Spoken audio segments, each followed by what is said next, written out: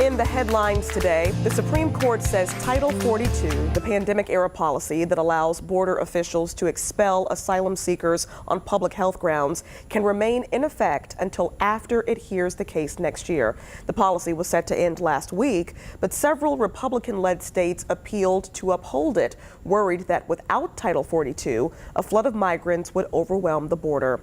Here's ABC's Elizabeth Schulze with more.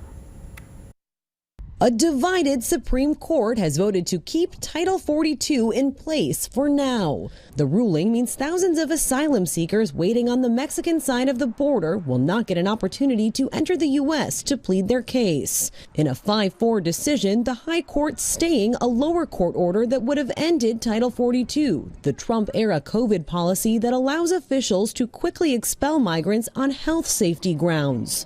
19 mostly Republican-led states intervened to keep Title 42 on the books. It was supposed to end last week. They argued that lifting the policy would create an overwhelming rush at the border.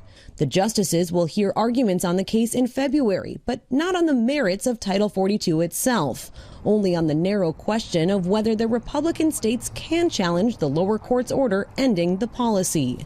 The justices also made clear the Biden administration still has the power to discontinue Title 42 on its own if it so chooses, though that process would likely take several months. In the meantime, we have to enforce it, but I think it's overdue.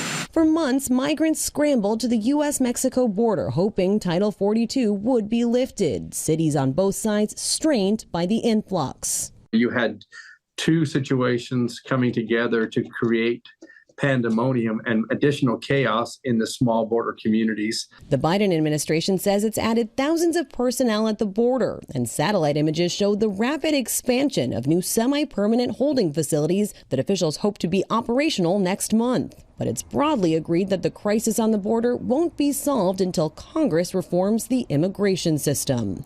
Elizabeth Schulze, ABC News, Washington.